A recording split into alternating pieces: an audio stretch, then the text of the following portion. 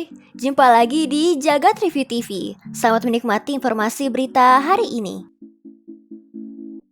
Setelah bertahun-tahun menggunakan MIUI, sekarang Xiaomi akhirnya punya nama baru untuk custom OS punya mereka, yaitu HyperOS. Sebelumnya kita sudah pernah mengabarkan rumor tentang MIUI yang bakal ganti nama ini. Ternyata nama barunya bukan MIOS, tapi HyperOS.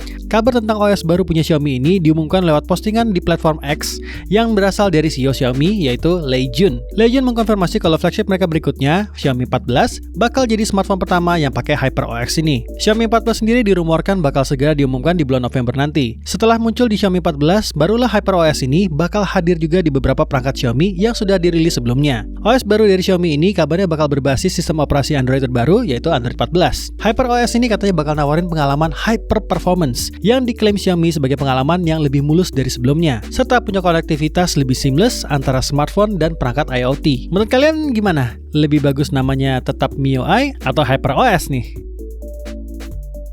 Xiaomi resmi meluncurkan update MIUI 14 mereka yang sudah berbasis Android 14. Perangkat yang pertama kali mendapatkan adalah Xiaomi 13 series dan Xiaomi 12T versi global dan Eropa. Tentunya update MIUI 14 tersebut membawa sejumlah peningkatan dan fitur baru Android 14 yang baru saja dirilis ke publik oleh Google. Xiaomi 13 series sendiri tidak rilis resmi ke Indonesia, hanya Xiaomi 13T yang dibawa masuk ke pasar tanah air. Namun dari pantauan kami, Xiaomi 13T di Indonesia masih belum mendapatkan update MIUI 14 dengan Android 14 tersebut. Kemungkinan sih bakal nyusul dalam waktu dekat. Sayangnya, Xiaomi tidak memberikan jadwal rilis untuk ponsel-ponsel mereka yang lain. Kendati demikian, diperkirakan hanya perangkat di segmen flagship atau menengah ke atas saja yang bakal menerima update ke Android 14 terbaru. Android 14 sendiri menjanjikan lebih banyak opsi personalisasi, salah satunya fitur yang memungkinkan pengguna untuk mengatur shortcut di lock screen, termasuk ke aplikasi tertentu. Di sistem operasi terbarunya ini, Google juga memperkenalkan dukungan spesial audio, copy paste antar perangkat, aplikasi media player baru, dan masih banyak lagi.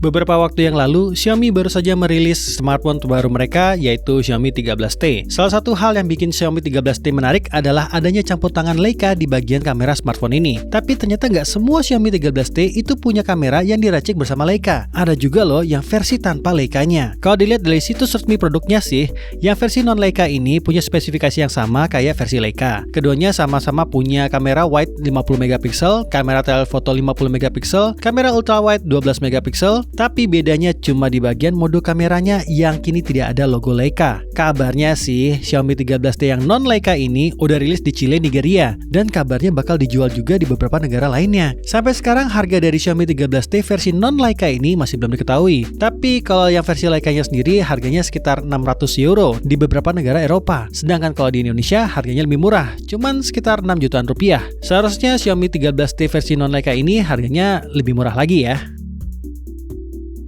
Belum lama ini, Redmi baru saja mengumumkan kehadiran Redmi Note 13 series di Tiongkok. Dan sekarang kemungkinan Redmi Note 13 series ini bakal segera dirilis secara global. Hal ini diketahui gara-gara adanya dua model Redmi Note 13 series yang sudah ngedapetin sertifikasi IMDA di Singapura. Dua model tersebut diperkirakan adalah Redmi Note 13 Pro dan Redmi Note 13 Pro Plus. Redmi Note 13 series sendiri bakal hadir dalam tiga model, yaitu Note 13, Note 13 Pro, dan Note 13 Pro Plus. Untuk spesifikasinya, Redmi Note 13 punya layar AMOLED 6,67 inci dengan refresh rate 120 Hz, SoC Dimensity 6080, RAM sampai 12 GB, dan penyimpanan sampai 256 GB. Di bagian kamera, Note 13 ini sudah pakai sensor 100 megapiksel untuk kamera utama, ada juga kamera makro 2 megapiksel dan kamera selfie 16 megapiksel. Sedangkan baterainya punya kapasitas 5000 mAh yang didukung fast charging 33 Watt. Sementara untuk Note 13 Pro dan Pro Plus sama-sama punya layar AMOLED 1.5K Full HD plus 6,67 inci dengan refresh rate 120 Hz dan perlindungan Corning Gorilla Glass Victus. Dua-duanya juga punya RAM sampai 16 GB dan penyimpanan 512 GB, tapi SoC yang dipakai berbeda. Note 13 Pro pakai SoC Snapdragon 7S Gen 2 dan Note 13 Pro Plus pakai SoC Dimensity 7200 Ultra. Baterai dan dukungan fast chargingnya juga beda. Note 13 Pro punya baterai 5100 mAh dengan dukungan fast charging 67 Watt, sedangkan Note 13 Pro Plus punya baterai 5000 mAh dengan dukungan fast charging 120 Watt. Kalau kita pakai patokan Redmi 12 series yang dirilis di pertengahan 2023 ini, berarti kemungkinan Redmi Note 13 series ini bakal hadir di Indonesia pada pertengahan 2024 nanti. Kalian sabar gak nih nunggunya?